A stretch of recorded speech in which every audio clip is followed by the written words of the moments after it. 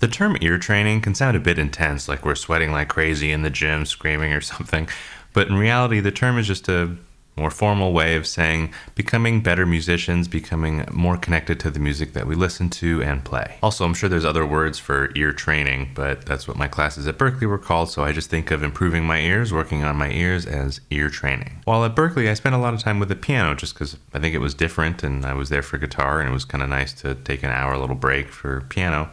And I would practice my ear training there. Today, I'd like to show you some of the ways I came up with to practice improving your ear that don't include locking yourself in a room with a piano. And I'm going to split everything into 2 levels. Now, just a disclaimer, it does require some singing. You don't have to be like Adele or anything, but you have to hum or just make some kind of pitch with your voice. That's been kind of an issue with a lot of students, is a lot of people feel uncomfortable singing, which is totally natural, totally okay. For the record, I don't super love singing out loud, and I'm about to do it on the internet. So maybe we can meet in the middle and I'll do it on the internet, you do it in your practice room. Because trust me, this is going to help a lot. If you like what you see here today or get something from this lesson, please comment, like, subscribe. It helps the channel grow. I really appreciate it. And also, check the link in the description for my Patreon, where I'll give tabs and even supplements to today's video. Now, the first level of this exercise is going to involve playing over one chord, singing over one chord. So if you have a loop pedal, a freeze pedal, a way to record yourself in Reaper or Logic or something, that's going to help a lot. If you can't do either of those, then I'd suggest recording yourself on your phone. If all of those don't sound appealing, I'm going to put some backing tracks up on my Patreon of level 1 and level 2. So today we're going to stick with the key of G, and right now we're going to stick with just this chord. Now, you'll notice that the G chord, that's pretty standard, is really just a power chord. I'm not playing the third down here, and I'm not playing it up here. I could play it up there and it would still work fine, but right now I'm just doing the like AC/DC and keeping it like that right now. Because the chord is simple like that, we'll really be able to hear the difference that each mode makes when played over that chord or when sung over that chord. Right now I'm going to go over the major modes: Ionian, Lydian, and Mixolydian. Now some of you that might be tenors might want to start at that G. I'm going to start at this G, if you don't mind. So here we go.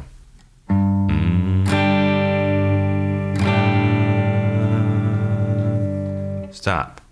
Interesting. When I sing that major second, it sounds much more dense than I would have thought by just playing this. Right? Something to know.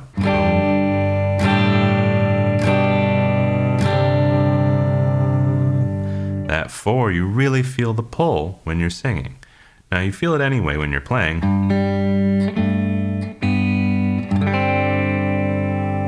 Right? It really wants to go to that 3rd or 5th, depending. It wants to go somewhere. So something to note. That 4 is really important. You don't want to just land on it without thinking about it, because you'll end up with a very tense moment. So let's continue.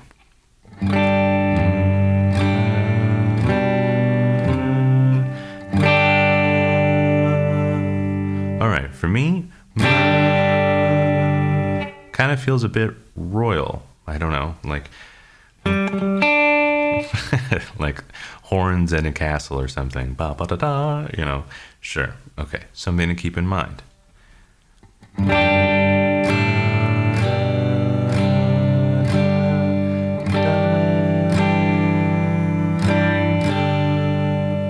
Alright. In other videos I've mentioned that this feels kind of like we're strolling around on a walk. Today it kind of feels like we're drifting at sea or something.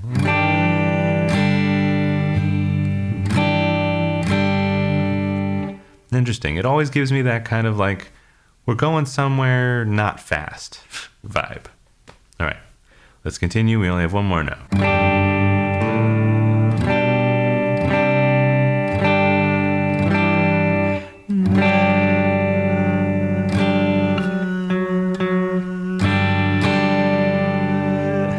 Really want to go back to that root, right?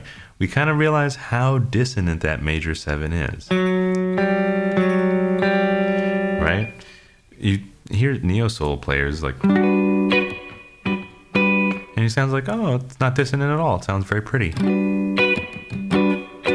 Sure. But when you hear it like this, it's like, whoa, that's really intense. That's where you get some of the other voicings for a major 7 like this. where it's this really peaceful bottom end, and then a very dissonant top end. All together, sounds quite nice, sometimes mysterious. So right now we just uncovered a lot of different kinds of pulls, of different kinds of tensions, different kinds of moods within just the regular major scale that I might not have really realized if I had just gone and just practicing my scales and being like, yeah, I get the sound, versus taking the time to sing it slowly. That was Ionian, now we're going to try Lydian. That means we go from this to this. Quite a different feeling. Again, when playing up it,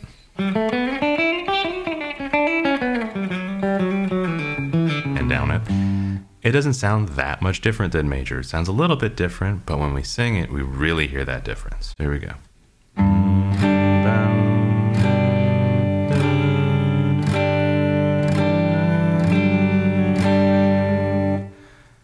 All right, let's stop at that sharp 4.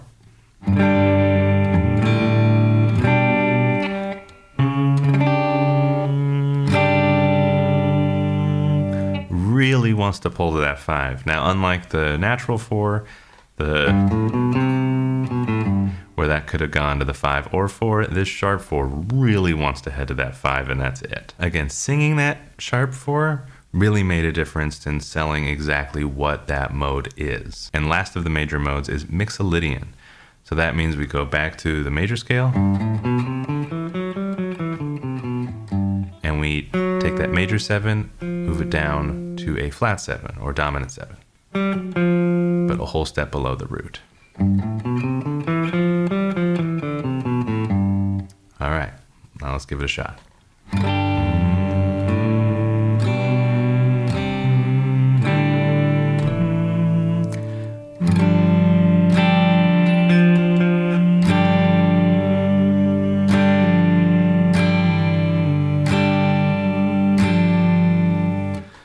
Whoa, right? That all of a sudden felt like all of classic rock. Right? So that flat 7 definitely has a different feeling than the major 7. Here's the major 7 and the root. Interesting. Here's the dominant 7 and the root. You know, it feels a bit different to me. It feels a little bit less dissonant, obviously. It feels a little bit less mysterious. It feels a bit more like secure or something, or just strong. So I'm just singing in the major modes at the moment, but obviously all of this applies to minor modes as well, and you really hear the differences between natural minor or Aeolian and Dorian and Phrygian, right? And singing up and down them will also help solidify your familiarity with those modes. Now, level 2 involves chord progressions that are characteristic of a mode. And what I mean when I say that is, like, say I go G to C.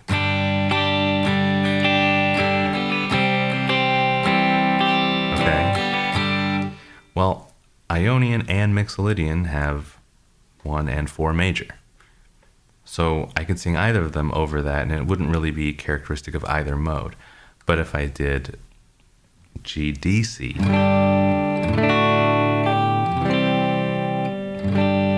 Mixolydian's not going to work over that, you know, over a D chord. Nope, no thank you. Same goes for G, F, C.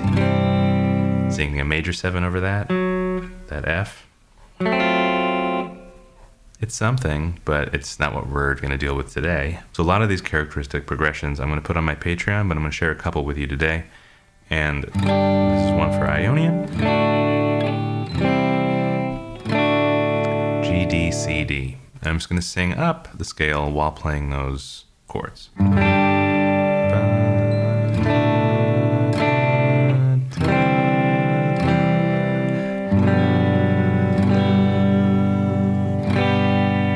Okay. Whew, we did it. So we see a little bit, if we do that a lot, how Ionian and that chord progression fit together. I'd also recommend trying it in different intervals. So let's try this in thirds. which means that we're going to go up the scale here. What's a third above that? Then the next note, third above that.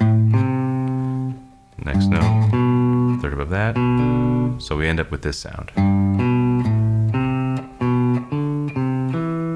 Now let's try and sing that over a chord progression.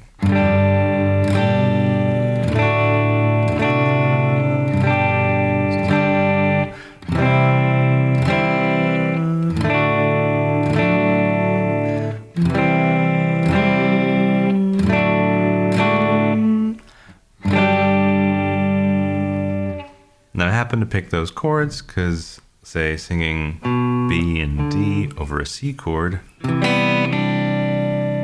that low register would be a little tough. So I picked ones that would work a little bit better over each of those chords. But again, there you get to really experience and really hear all the different things that that mode has to offer. So let's try that same in thirds thing over a mixolydian. You'll see a difference immediately.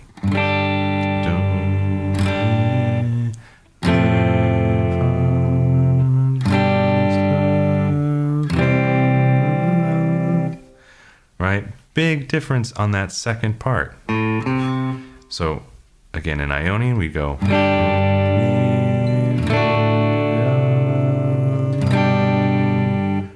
All right. And now, mixolydian, we go.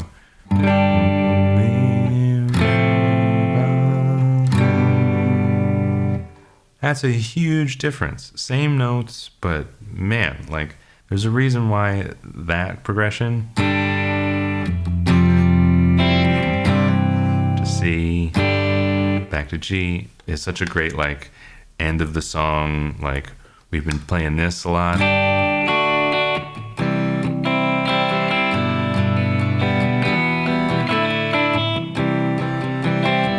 Right, and then it's like the end of the song is the jam time.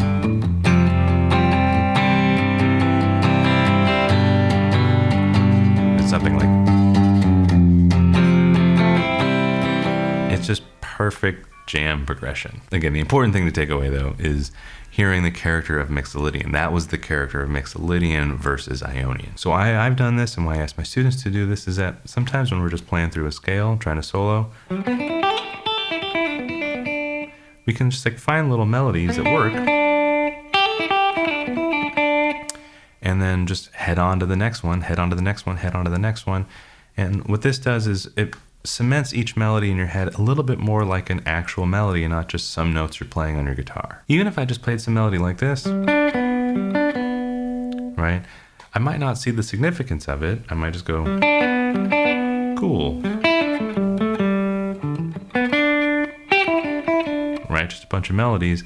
But if I really kind of sang that one, that first one, and tried it over some chords,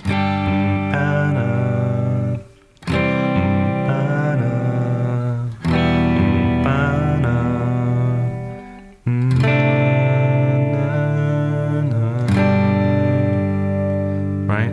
Now it turns into a much more like song melody. And then your solos can become little songs within a song. Another perk of this, of course, is the ability to kind of hear what you're going to play before you play it, even if it's something simple like mo-na-na, mo-na-na, bom-ba-da-na-na.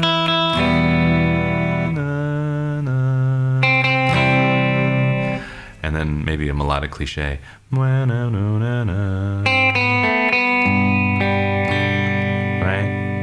And being able to hear those kinds of things is really important, and then you can expand on it, expand on it, expand on it. So I can even do that when I like write out a lick and I want to hear it over a certain progression. So let's say I wrote out a lick like that sounds nice. Maybe I want to hear that over G to E minor.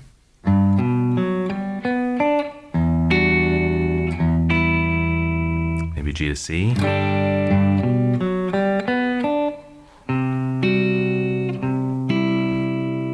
Sounds quite nice as well. And while I might not be able to sing that, right, I can play it, I can hear it, I can figure out what it works over, and then play it and go, yeah, that sounds great. let me try it over these chords, and then I can learn to hear that whole phrase, even if I can't sing that high comfortably or, without disturbing all of my neighbors, and put it someplace. I can put certain licks in places and I can hear those licks. So I hope you have a lot of fun with this exercise. I know it gets you out of your comfort zone by singing, but just give it a shot. So thanks very much for watching, and I'll see you all next week.